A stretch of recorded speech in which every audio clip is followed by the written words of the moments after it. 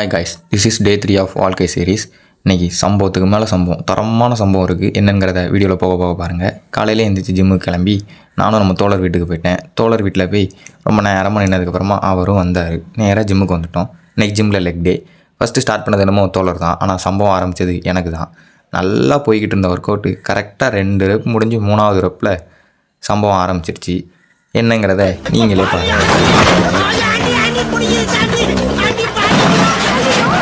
கீழே விழுந்தது கூட எனக்கு பிரச்சனை இல்லை, கூட உட்காந்து சிரிச்சுக்கிட்டு இருக்கான் அந்த பையன். அதுக்கப்புறம் என்ன, மறுபடியும் எல்லாத்தையும் திரும்ப எடுத்து லோட் பண்ணிவிட்டு ஃபஸ்ட்லேருந்து ஸ்டார்ட் பண்ணி திரும்ப 17 கவுண்ட் அடித்தாச்சு. இன்றைக்கி லெக் டே கொஞ்சம் சுமாராக தான் போச்சு, அந்தளவுக்கு ஒன்றும் நல்லா இல்லை. பசங்க கிரிக்கெட் விளாண்டுட்டு இருந்தாங்க. அவங்ககிட்ட பேட்டை வாங்கி நானும் 2 பேட்டிங் முடிச்சு அங்கேயும் ஒரு சம்பவம். அடுத்து வீட்டு சீட்டில் அடித்து அவங்களும் சண்டைக்கு வந்துட்டாங்க. அப்புறம் அப்படியே நம்மளும் மேலப்பாளையம் போயிட்டு வந்து 2வது மீலையும் சாப்பிட்டுட்டு தூங்கியாச்சு.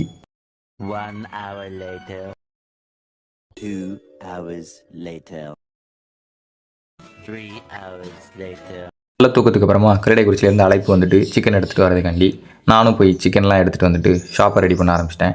ஷாப் நீ சீக்கிரமே ரெடி பண்ணி சிக்கன்லாம் பொரிச்சு ஏற்றியாச்சு. இன்றைக்கி சாட்டர்டே சேல்ஸ் செம்மையாக இருந்துச்சு.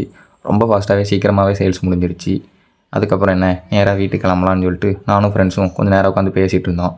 அவங்களும் என்னை போக விடலை, நானும் போகலை. வீட்டுக்கு வந்து கொண்டு வந்து சிக்கன் 65 சப்பாத்தியும் சாப்பிட்டுட்டு இன்றைக்கி டேவை இதோட முடிச்சிட்டேன். கடினமாக இருங்க கைஸ்.